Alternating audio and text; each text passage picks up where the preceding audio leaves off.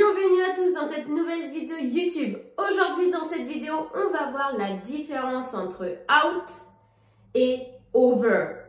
Et oui, parce que ces deux mots sont très utilisés en anglais, mais c'est quoi la différence? Quand est-ce qu'on utilise l'un et quand est-ce qu'on utilise l'autre? Eh bien, c'est ce qu'on va voir aujourd'hui dans cette vidéo YouTube. Donc si toi, tu ne sais pas non plus c'est quoi la différence entre ces deux mots, ou alors si tu ne connais aucun de ces deux mots et tu ne connais pas la traduction ni l'utilisation de ces deux mots, tu es au bon endroit. Assieds-toi correctement, prends bien un cahier, un stylo, parce que cette vidéo va être très intéressante. Donc assieds-toi confortablement et c'est parti!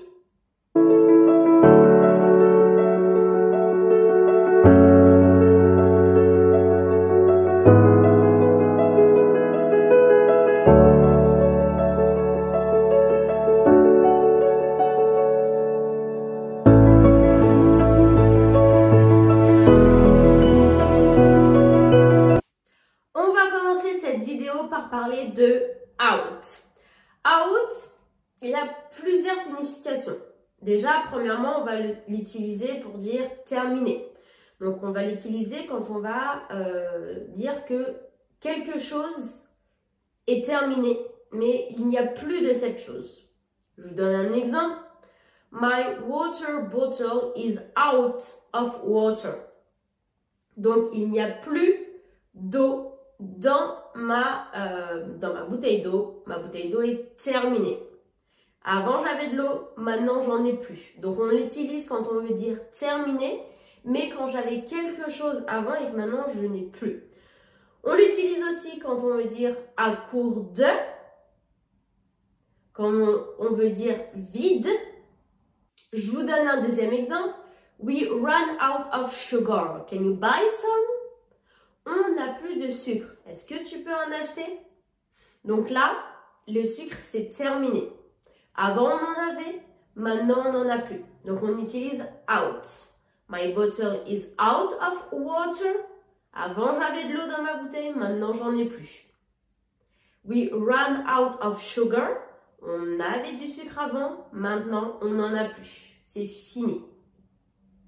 On peut le traduire aussi par à court de. We run out of sugar, on est à court de sucre, on n'en a plus. Ça veut dire la même chose, mais du coup, avec une autre traduction. We run out of sugar, on est à court de sucre, on n'a plus de sucre. Dernier exemple, the fire went out. Le feu s'est éteint. Avant, on avait du feu, maintenant, on n'en a plus parce qu'il vient de s'éteindre. The fire went out. Et voilà du coup pour l'utilisation de out. Out, c'est aussi le diminutif de outside. Donc on peut l'utiliser quand on veut dire dehors. Do you want to come out? Do you want to come outside? It's the same. C'est la même chose. Do you want to come out? C'est plus court, plus direct. Donc généralement on dit plus out que outside. Do you want to come out? Est-ce que tu veux sortir? Et voilà du coup pour out. Maintenant, parlons un peu plus de over. Over, eh bien, ça a la même traduction que out. On va le traduire par terminé. Mais là, cette fois-ci, la différence, c'est que on va parler de quelque chose qui a duré un certain temps et qui vient de se terminer. Un exemple tout simple, quand on parle d'un film. Le film a duré un certain temps. Maintenant, il est terminé. Donc là, on va utiliser over. The movie is over. Le film est terminé.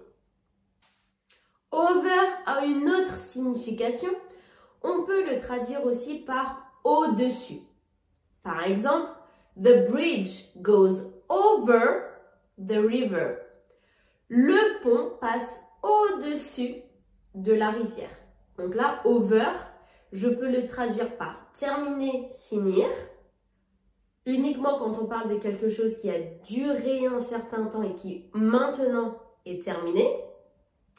Et quand on veut dire au-dessus. The bridge goes over the river. Over, on peut le traduire aussi par au-delà. Promis, c'est la dernière traduction qu'on va pouvoir utiliser aujourd'hui. Donc, over, au-delà. Par exemple, the mountains stretch over the horizon, disappearing into the mist.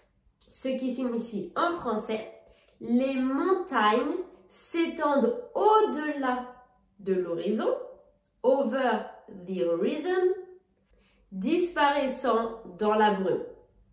Donc, on récapitule. Out, on le traduit par finir, terminer, à court de, vide, quand on parle de quelque chose qu'on avait avant et qu'aujourd'hui on n'a plus. On l'utilise aussi quand on veut dire dehors, donc c'est un diminutif de outside. Over, on l'utilise du coup quand on parle de quelque chose qui est fini, terminé, mais cette fois-ci, c'est quelque chose qui a duré un certain temps et qui maintenant est terminé. Et on peut le traduire aussi par au-delà, par-dessus. Et voilà donc la différence entre out et over. Essaye de tenter en commentaire des petites phrases avec du coup ces deux mots en essayant de diversifier tes phrases pour vraiment utiliser toutes les traductions de ces deux mots.